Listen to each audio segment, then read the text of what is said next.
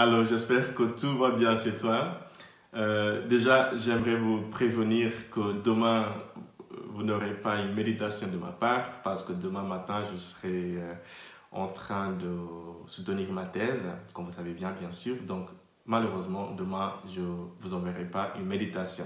Donc, je compte sur vous de prier pour moi et voilà, ça devrait bien se passer. Ce matin, j'aimerais vous montrer un texte de nouveau qui me semble difficile. C'est l'Apocalypse. C'est un texte que beaucoup de théologiens n'aiment pas parce que c'est très compliqué, plein d'images, plein de symboles. Il faut vraiment y aller pour l'interpréter. Mais encore, nous avons deux chiffres qui me semblent très intéressants dans ce texte aujourd'hui. En tout cas, ce qui se passe, c'est que Jean voit une vision du ciel. Et là, il y a des créatures bizarres qui sont en train de se prosterner devant Dieu pour l'adorer, pour louer Dieu. Mais ce qui est intéressant, c'est le nombre que Jean met dans le nombre de ces personnes. Il dit par exemple, il y a 24 anciens qui se prosternent devant Dieu pour l'adorer. Donc 24, bien sûr, veut dire les 12 tribus d'Israël, plus les 12 apôtres. Cela veut dire tout simplement l'Ancien et le Nouveau Testament.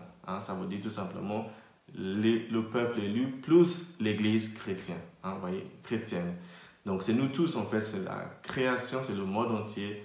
C'est nous tous qui sommes invités à louer Dieu dans nos vies, par nos actions, par ce que nous faisons tous les jours. Dans l'évangile de ce matin, qui est tiré de l'évangile de Saint Luc, chapitre 19, de versets 11 à 38, Luc nous raconte une histoire que Matthieu nous a déjà racontée dimanche dernier. C'est l'histoire des talents ou des pièces d'or. C'est un monsieur qui devait voyager, qui donne, dans la version de Luc que nous lisons ce matin, à 10 de ses serviteurs, chacun une pièce d'or ou un talent pour qu'il aille faire des affaires avec pour justement faire fructifier cet argent. Il part pendant un certain temps, il revient et il trouve qu'il y en a qui ont bien fructifié leur argent, il y en a deux, et le troisième bien sûr, et les autres bien sûr n'ont pas fait fructifier leur argent. Et du coup, le maître, il est fâché avec eux. Je pense que finalement, ce qui est important dans ce texte, c'est que la meilleure manière de rendre grâce à Dieu pour les talents que nous avons reçus, c'est de le développer et de le mettre au service des autres. Pour moi, c'est ça le message dans ce texte. Le maître est fâché avec ceux qui n'ont pas développé les talents parce qu'ils n'ont pas développé, tout simplement. Évidemment, c'est bien de vivre dans la gratitude, c'est bien de prier, c'est bien de rendre grâce à Dieu avec des paroles et de la prière, mais la meilleure manière de rendre grâce à Dieu, c'est de développer ses talents et de le mettre au service des autres. Exceptionnellement, je donne l'exemple sur moi. Je sais que j'aime bien faire des études, j'aime bien tout simplement parce que ça me plaît.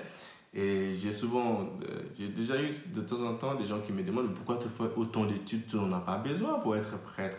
C'est vrai, mais je pense que mon amour ou ma passion pour la littérature, pour la lecture, c'est un talent de Dieu et la meilleure manière de lui dire merci, c'est de le développer, c'est de lire autant que je peux et de mettre cette lecture ou j'aime pas le mot culture parce que je ne me considère pas comme quelqu'un qui aurait une culture, mais bon, cette lecture tout simplement au service de mes frères et de mes sœurs de manière facile et simple.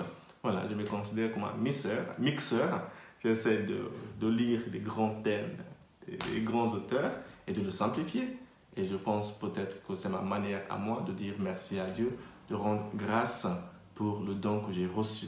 Donc toi aussi, vous aussi, chacun et chacune, tout le monde, comme Luc nous dit ce matin, a reçu un don.